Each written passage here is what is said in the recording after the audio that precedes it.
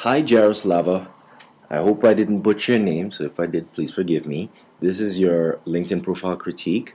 Um, well, when I took a look at your profile, you didn't have a lot on it to begin with.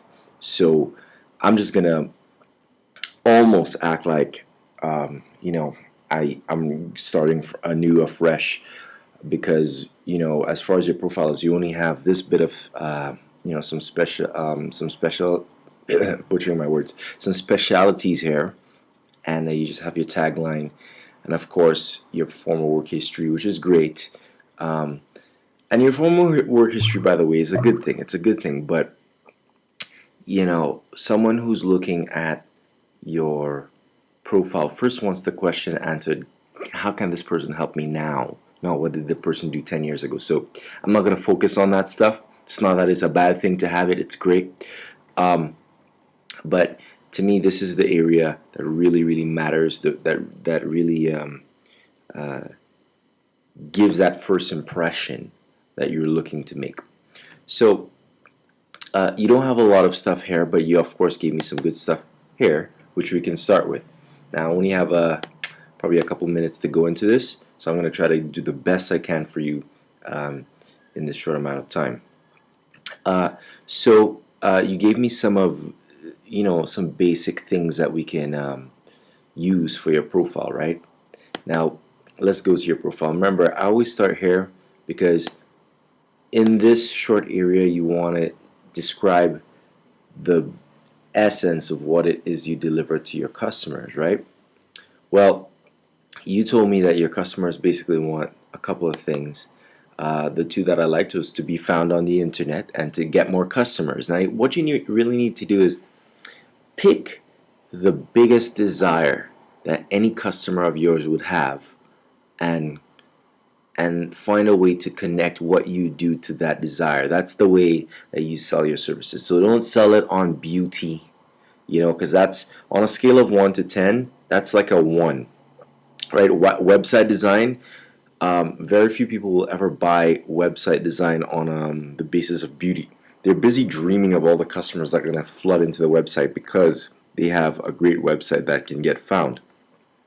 So you need to work on this one sentence again. Just like a lot of other people, you're saying what you do, but not really how you help the other person, and you also don't really say who you help. So translating that from a feature-oriented tagline to a benefit-oriented one would be, uh, I help small business owners, um, or this is my first one that I brainstormed. I don't love it, but it kind of says what I'm trying to say. So I turn small business owner websites into a customer getting magnet.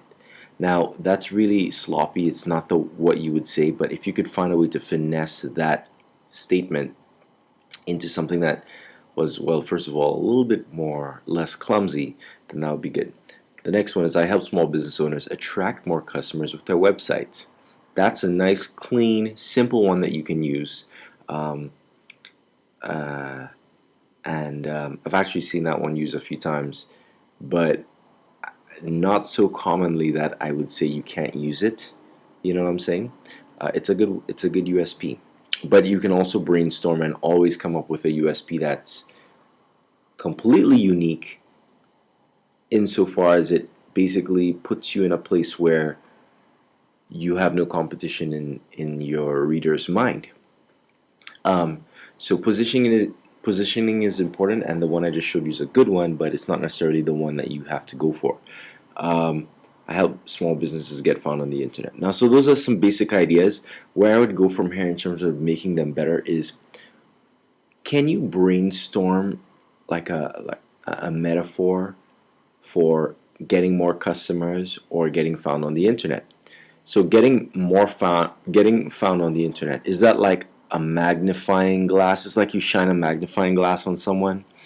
Is it like, uh, you know, I help them, I help websites scream loud in a quiet room? What's the metaphor? I gave us very little time, so I don't have it at my own hands right now. Um, Getting more customers, is that like a conveyor belt? Is that like um, a stampede, a horde, a flock?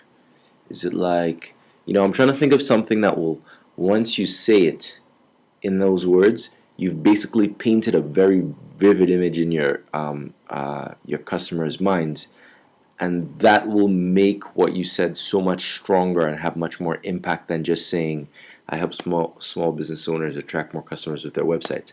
Mind you, this is really powerful. This one right here, it's really powerful, but um, I'm just showing you a little bit of my thought process, because there is a higher level to figuring out your own unique selling proposition, which is what that is.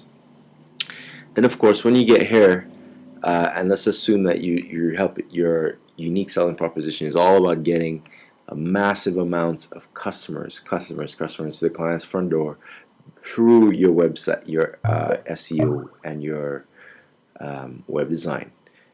Then, the basic formula is, problem, solution, call to action. There's a lot of ways to write in a way that communicates, or you know what? Let me just add this one, attention. It's important to, say something to grab their attention. So there's a lot of ways to grab and write in a way that persuades one, but I'm just going to give you the simplest one that there is, which is, first you grab their attention, then you go into their problem, go into their world. What's their world like? It's, can't get found on the internet. Probably spent a lot of money on a website that, is doing nothing. Maybe their website is like outdated as a dinosaur. Maybe they don't have the time to figure it out, or maybe they paid their niece to design the website because the niece suddenly took up an interest in web design and it looks terrible, and that's just a whole different thing. You need to strike a chord with them. Give them 3, 4, 5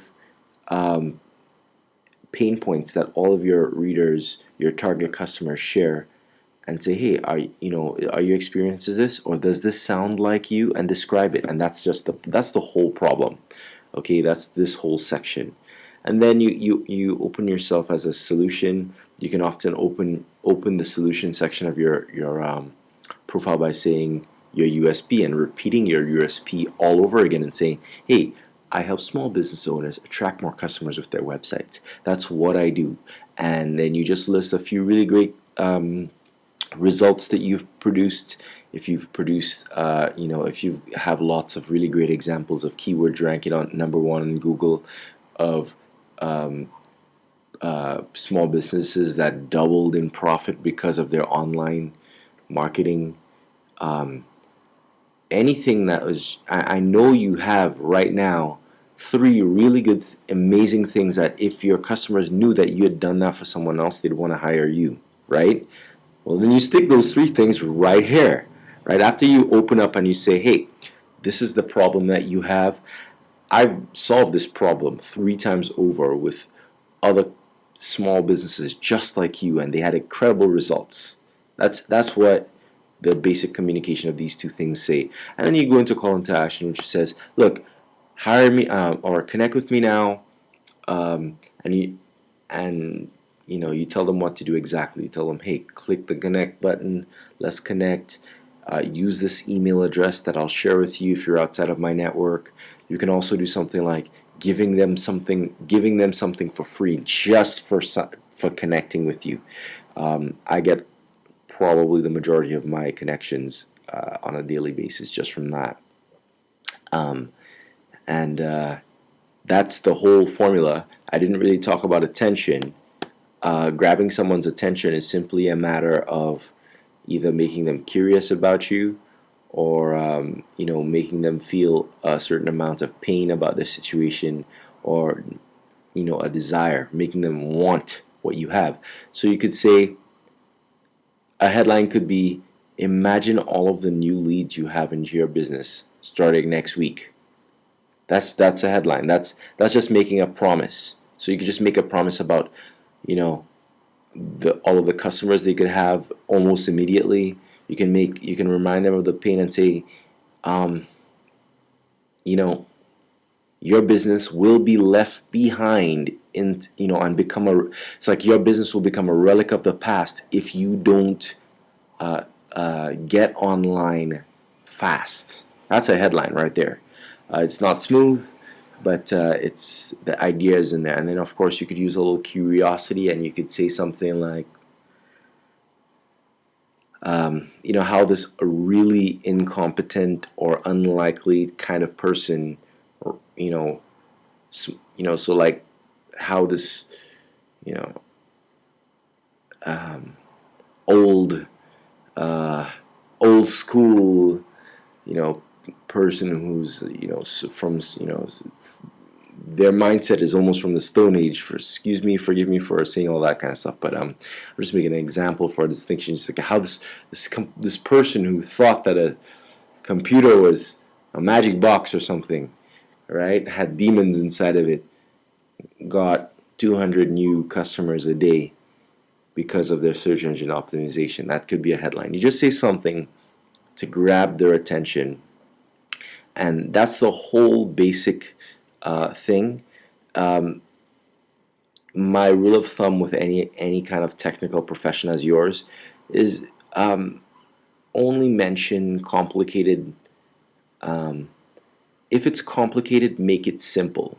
Okay, so that means make sure that you don't, like, some of the first things you mention are pretty complicated things, even for your, like, in your specialty. So even for your customers, would they know that? Would they know what CSL and HTML is? Joomla, content management systems? I don't know.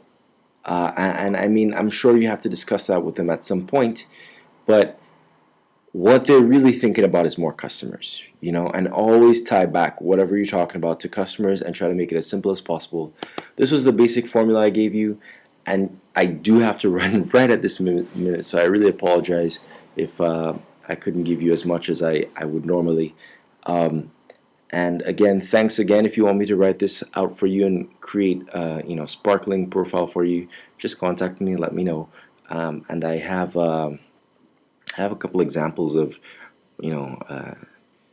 people in professions that are very similar to yours, that I can show you the difference between kind of what you have and what you could have, kind of thing. So if you're interested, just let me know. Anyway, thanks again, and best of luck with your LinkedIn profile writing.